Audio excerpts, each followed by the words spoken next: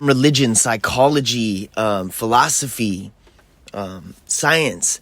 They argue about a lot of stuff, but what none of them can argue about is you are for what you think, meaning that your circumstance or your character is an exact sum of all the thoughts that you've been cultivating. So every thought that you think eventually will bear into action. And when you take action, it eventually turns to habits. Those habits crystallize to character, defects or surpluses, which then solidify into circumstance. So you may say indirectly, but directly, every single thought that you have is directly responsible for the circumstances that you're experiencing. Yes, they are so interconnected with some type of vital thought element, some type of subconscious root, that your thoughts and your circumstances are directly connected, and they will always be so. So the man is always the master of his mind, the master gardener, the master weaver of destiny and fate. Your thoughts are as seeds, like in a garden, and you're planting seeds. If you do not intelligently cultivate your garden, weeds will grow forth regardless. So you don't have to work on the growing of the weeds. Your mind is going to grow and you're going to get circumstance. So if you're letting a bunch of garbage in your mind, a bunch of news, a bunch of crap, and your thoughts every day are sad, depressed, and everything, this will literally eventually shape into action. Action shapes the habit. Habit shapes the character. Character shapes your circumstance. Your thoughts, compounded from the last 4 or 5, 6 years, whatever, are exactly why you are where you're at today. And people don't want to believe this. They feel that, that the rich are wicked and that the poor are completely honorable and virtuous. But the truth is that karma, compensation, or whatever you want to call it, happens on this life.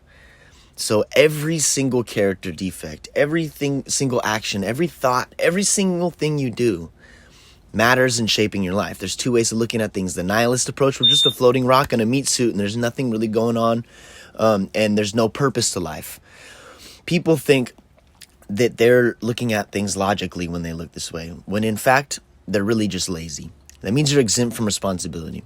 If nothing matters, you're just a floating rock, and we're just heathens basically, and nothing matters. That means you're exempt from responsibility. You don't have to make the change. If you see something in the world you don't like, you can cry and complain about it, but it never really matters anyway, so it's not your job to change it. When in fact, I'm suggesting that if you have the feeling and something bothers you, then in the world, if you think the world is a disloyal place, then it's your job, in fact, to make it a more loyal place. So the other way of looking at things is everything matters. Every thought, every single thing matters, not just to you, but the greater good and the collective as a whole. Now, this is a lot more responsibility. This means that all those nasty vices that you have to get rid of, and all those virtues you have to double down on them. So just be very wary that every single thought that you have matters. Every thought, every action. We're not just a floating rock, and there's just nothing going on in this world. Everything is literally a miracle. We have no idea how one atom to its entirety works, but still we make a conclusion about it. 98% of the atom we say is empty, meaning that doctors don't know what it is. So 90% of your makeup you have no idea about. Neither does the scientist, neither does the spiritualist, neither does anyone. And that's the problem, is that we all believe that we know, which is a death to a possibility. If I know something and I believe this is what it is, and you believe that is what it is, then we have opposing beliefs and we fight. But if we could all understand that we really don't know anything about this life, but what we do know is that every single second of this life is a miracle, and as soon as you forget that, the miracle will vanish. But anyway, wake up, realize it's a fucking miracle, and choose to experience your life. Because the difference between us and animals is animals can only live their experience. A snake can just be in a snake experience and hunts, and that's just how it lives. It's in its experience. We get to choose our experience. So what separates us from animals are obviously what nature has given us through the course of evolution, or God, or whatever you want to call it, which means these are the things we need to double down on. The fact we have humor and imagination and see things as beautiful, and we could create our experience. We kind of just toss these off as things that don't matter so much when they need to be highlighted. We feel these things because these are what separate us. These are what make us special. We can create. We're in creation place. This world, you can create whatever experience you can, from thought alone. You can raise your endorphins. So really, you can choose to create whatever experience you want on this planet. And we choose to pick the handful of miseries and tragedies that we have in our life and focus on those.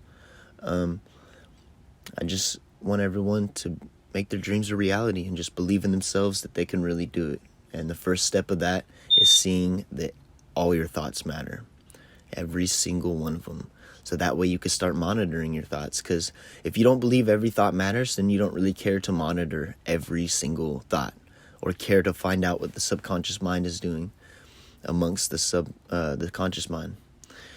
So if you believe, right? If I believe in this, if I believe that if I jump off this cliff, I'm gonna die. I'm not gonna jump off. Uyuni. Resembling a vast, unending mirror, these are the world's largest salt flats, covering a roughly 4,100 square mile or 10,000 square kilometer area. Once a proper lake in prehistoric times, today the flats are made of a 10 billion ton layer of salt, under which sits between 50 to 70% of the world's lithium reserves. Sparse in terms of vegetation and wildlife, the almost unnaturally level flats are also packed with chemicals like magnesium, potassium, and borax. But, more importantly, unique. Resembling a vast, unending mirror, these are the world's largest salt flats, covering a roughly 4,100 square mile or 10,000 square kilometer area. Once a proper lake in prehistoric times, today the flats are made of a 10 billion ton layer of salt, under which sits between 50 to 70% of